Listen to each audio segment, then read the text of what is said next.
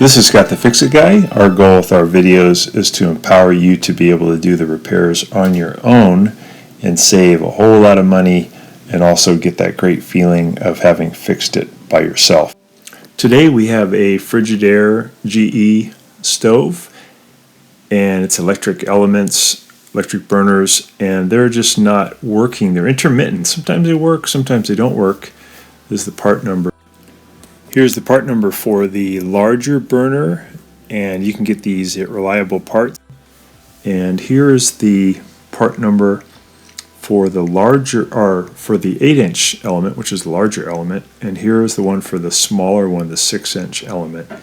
And these are pretty inexpensive. You could maybe replace all 4 of them at the same time. But we have just 3 of them are kind of intermittent, and 1 is working all the time. So here's a couple things you can do. One is you can pull out the element and clean these terminals, the end pieces, with a wire brush or sandpaper, even a file. Probably a wire brush is the best way to do it. And it gets rid of a carbonization or oxidation that occurs naturally over time. You can either see it when you pull it out as rust, or maybe as black spots where there's a bit of a spark that creates a carbon deposit. And they create enough interference where the element won't heat up. Sometimes when you put something heavy on it, like a kettle of tea, it'll push the element out of position so these things don't make good contact. So cleaning them up works really good. Also, once you get it out, if you bend the 2 terminals away from each other just slightly by maybe, an 1/8 of an inch, 1/4 of an inch, not very much, that can help it make better contact. So we're doing the same thing here with the back right burner.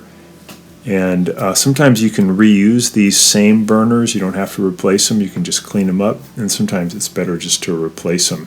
Kind of depends on how much oxidation you see on those terminals. If the terminals look really pitted and very rusty, it's probably better to get a new element. They're really inexpensive.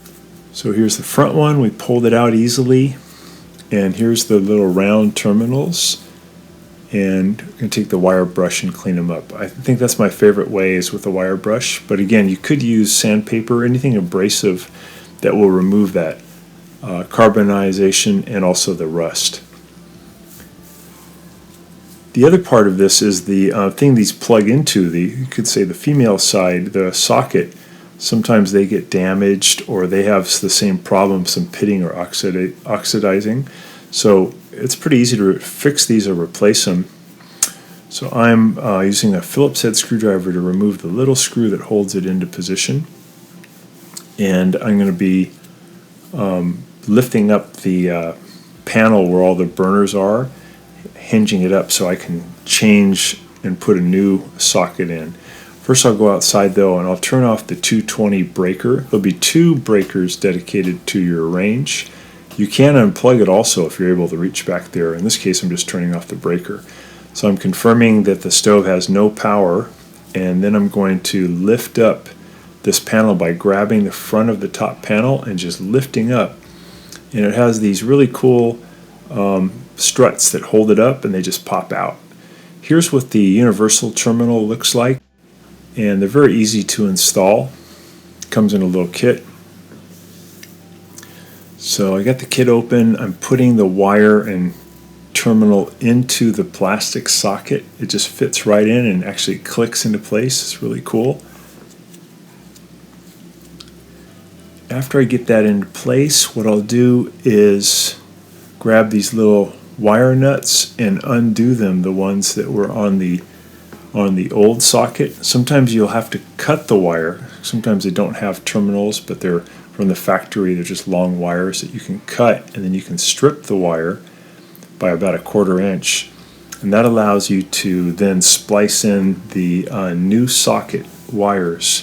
You just put the wires next to each other, and then you give it a twist toward the right, like clockwise, and then while you're holding the 2 wires together, you can put the ceramic wire nut on and just keep turning it, and it'll tighten and create a really good electrical connection. It does come with these shrink wrap pieces too, which is really smart. You put the shrink wrap over once you get the wire nut on, and then you just heat up the shrink wrap with a match or with a lighter using the heat underneath, and it shrinks the plastic around the wire nut and gives you a really good insulation, so there's no chance that the wire could come loose and touch the frame of the stove, which could wouldn't cause a fire, but it would cause your breaker to trip.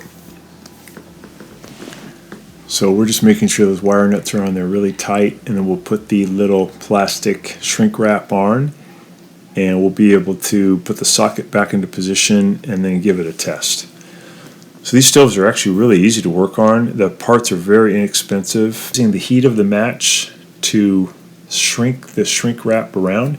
Make sure the match flame doesn't touch the plastic, but it's about maybe a 1/4 inch away, and the heat from that or from the lighter will shrink the plastic. So really easy to do. We got that all done. We're going to close up the top, just letting the struts release. We're going to bring the top all the way down, and then going to add this metal piece to the plastic. That's kind of what attaches the plastic socket to the top of the stove, and it just clicks right on top. The way you look at the piece of metal, it has kind of like a mouth, and that's the part that should point out towards you. And then once you have that clicked into place, you can slide it back onto the top panel, and then there's a little screw that comes with the kit, and you can put that screw down in there. It's a Phillips head screw, and that'll tighten that socket into position. And then it's just going to be a matter of putting the drip pan back into place. This will be a good time to clean the drip pan, and then putting the element back in. What I noted on this socket when I removed the element is that the element did not come out readily. It seemed like there's some kind of a bad connection in there. So when I looked at the old socket, I noticed that it was really corroded.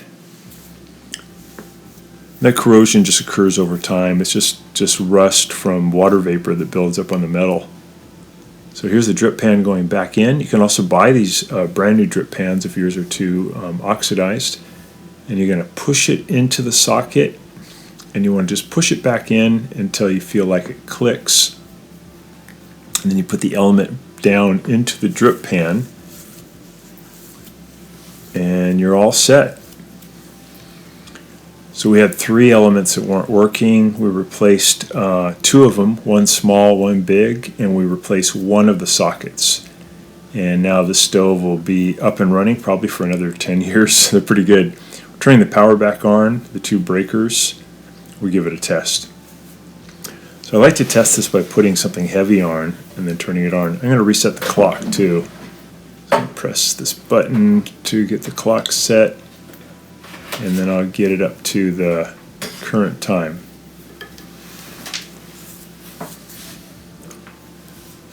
There we go. And we're just going to test these burners, make sure they're all good. So putting something heavy on is good because that does move those terminals inside their socket, and if there's anything loose, you won't get any heat. In this case though, everything heated up fine.